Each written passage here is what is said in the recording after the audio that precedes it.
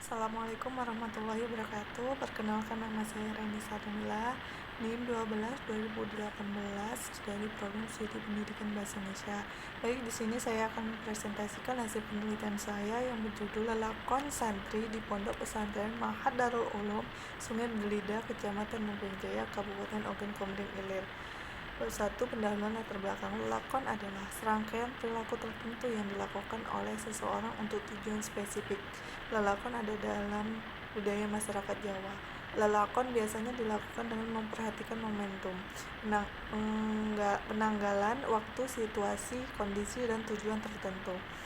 Lelakon ada banyak jenis sesuai dengan konteks dan latar belakang dilakukannya. Secara bahasa, lelakon terdiri atas dua morfem, lelakon dan lakon. Lakon dalam bahasa Jawa dapat berarti perilaku ataupun kelakuan. Kata dasar lakon mengalami reduplikasi sebagian pada silabel pertama dengan disertai perubahan bunyi. Secara morfologis, proses perkembangannya adalah lakon, lelakon, dan lalakon. Proses reduplikasi semacam ini dalam tata gramatika bahasa Jawa disebut dengan proses reduplikasi dipurna. Rumusan masalah berdasarkan latar belakang di atas, maka rumusan masalah dan penelitian ini yaitu bagaimanakah bentuk-bentuk lelakon dalam kehidupan santri di pesantren. Tujuannya adalah untuk menemukan bentuk-bentuk lelakon dalam kehidupan santri di pesantren. Manfaatnya, penelitian ini diharapkan dapat bermanfaat untuk kita mahasiswa, pelajar maupun khayala yang ingin mengetahui lelakon santri di pondok pesantren. Adanya lelakon ini mempresentasikan karakter berpikir, berperilaku, dan bersikap secara sosial yang dilakukan oleh para santri dalam menjalani masa hidupnya di lingkungan pesantren. Lelakon dapat diklasifikasikan dalam 5 bentuk, diantaranya yaitu lelakon yang dilakukan untuk berbagai tujuan tertentu. Yang kedua yaitu lelakon yang dilakukan dengan membaca kutipan ayat dalam waktu khusus karena kepercayaan tertentu pada isi kutipan ayat dari kitab suci. Yang ketiga, lelakon yang buruk dan kemudian yang dilarang. Yang keempat, lelakon sehari-hari dan lelakon untuk menanggapi suatu kejadian sebagai pertanda atau firasat. Jenis metode penelitian. Jenis penelitian ini adalah kualitatif dengan menggunakan metode deskriptif pemilihan jenis, dan metode penelitian ini didasarkan pada data dan teori yang digunakan. Sumber data. Data merupakan informasi mengenai keberadaan konsep penelitian yang diperoleh dari unit analisa yang dijadikan sebagai sarana verifikasi empiris dan kegiatan penelitian. Dalam penelitian, sumber data berasal dari salah satu santri alumni Pondok Pesantren Darul Ma'had Sungai Belida. Teknik pengumpulan data dalam penelitian ini, penelitian dalam memperoleh data dengan menggunakan teknik pengumpulan data sebagai berikut. Yang pertama, dengan mewawancarai salah satu santri alumni Pondok Pesantren Ma'had Darul Ulum Sungai Belida. Kemudian merekam hasil wawancara dengan santri alumni Pondok Pesantren Ma'had Darul Ulum Sungai Belida. Yang selanjutnya yaitu dengan menganalisis dengan merujuk pada teori lelakon. Setelah dibuat transkripnya, teks tersebut kemudian dibaca dan ditandai yang merupakan bagian dari lelakon santri.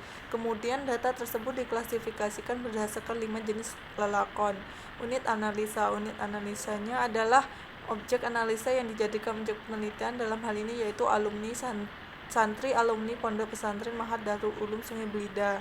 Analisis data. Analisis data merupakan proses mengurai data secara berurutan dengan membuat suatu pola berdasarkan kelompok-kelompok tertentu agar mudah dipahami. Penelitian yang dilakukan oleh peneliti memakai jenis penelitian deskriptif kualitatif, yang dalam hal ini yang akan diteliti adalah lelakon santri di Pondok Pesantren Ma'had Darul Ulum Sungai Belida. Yang selanjutnya yaitu pembahasan. Lelakon yang dilakukan untuk berbagai yang pertama yaitu lelakon yang dilakukan untuk berbagai tujuan tertentu. Ditemukan ada 3 bentuk, di antaranya yaitu lelakon membawa tanah dari rumah, merupakan salah satu kepercayaan santri agar betah di pondok pesantren. Yang kedua, lelakon memutari ruangan dan membaca kitab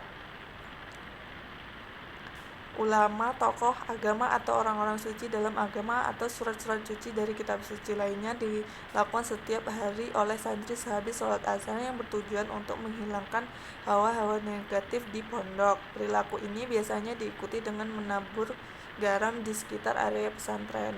Yang ketiga yaitu lelakon berdoa ke pesantrenan makam, khususnya makam orang tua, guru agama, atau orang yang dianggap suci setelah ujian. Lelakon ini dilakukan setahun sekali untuk santri yang aliyah dan kelas 3 sanawiyah pada ketika siswa akan menjalani pekan ujian nasional. Lelakon ini bertujuan agar santri mendapatkan kelancaran dalam menghadapi ujian dan mendapatkan barokahnya. Yang keempat yaitu lelakon minum air keran dari dalam. Bu Nyai atau istri kiai atau ulama setiap hari dilakukan oleh santri dengan bertujuan agar mendapatkan barokah dan ilmu yang dipelajari cepat masuk dalam pikiran. Yang kelima yaitu lelakon membaca doa ahli tiba, ratib atau surat-surat suci yang lain dengan memutari pondok atau tempat tertentu. Terima kasih. Wassalamualaikum warahmatullahi wabarakatuh.